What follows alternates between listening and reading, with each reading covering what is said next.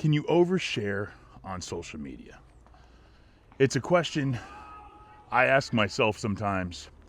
It's a question that I think a lot of people might struggle with because at the end of the day, you're putting yourself out there. You're putting your personal information out there. Your life, what you've done, what you've experienced. And it's all in hopes of maybe helping someone. Maybe helping someone that hasn't gone through it yet.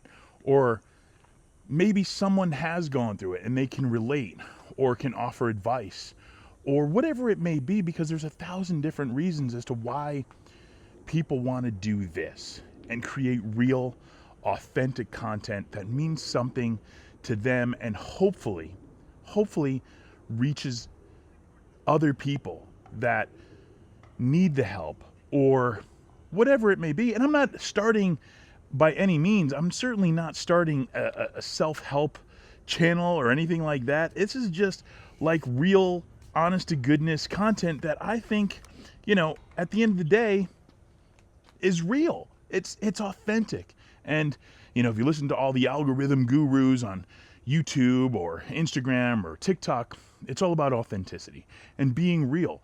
And that was the whole goal of starting this. And I've gotten random comments from people I'll never meet and have never met that are like, bro, nobody cares. And at the end of the day, I don't care. I don't care if they care or not, because someone out there might. And so it's all about, for me, at the end of the day, it's about being a better human. I want to be a better human. I want to help people. And if I can do that here, if I can be acting and put smiles on faces or give a memorable performance, that's what I care about. I love doing that. And maybe part of me does it because I feel like I'm getting old. And I feel like when I'm dead and gone, my kids can go back and they can watch these videos and they can see who their dad was. My little ones are 11 and 12. And so when I'm gone, I don't know, maybe they can look back at this and have a fond memory and think, oh, maybe dad was just trying to help people for maybe stuff they don't understand now, although they do understand a lot.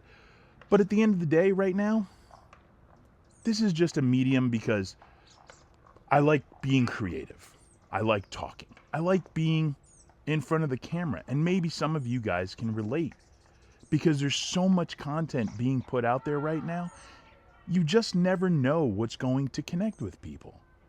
And my goal isn't to do self-help or mental health or whatever. My goal is to have a good time, put smiles on faces, make people laugh, maybe do some stupid stuff. I don't know. But it's really just about creating the content and having the balls to do it and press record, because that's the thing that people can't get past. For some reason, people are so afraid and so in their own heads about what people think. And we need to stop worrying about what other people think, because 99.99% of the time, what you're thinking about me is not what I perceive you're thinking about me. It's something completely different. And so therefore, you just don't know. You never know what's the right thing. And so now I make content. I don't do it every day. I try to be creative, but being creative, it's tough, because you want to think about things that are going to touch people. You want to think about things that are going to bring people together or hit a certain demographic or promote a certain product or whatever it may be. And yeah, I'm wearing a buckedup.com hat. I'm not sponsored by them in any way, shape, or form. They make great stuff that I use every day, and I just happen to get a hat.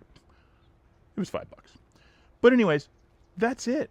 So if you want to make content, make content. Do exactly this. Set up a phone, set up a camera. You don't need a mic. You don't need anything. Just start talking to the camera and talk about stuff that bugs you. Talk about stuff that you love. Talk about stuff that you don't love. Because, again, it's all about authenticity, being real, putting yourself out there. And at the end of the day, maybe you help someone.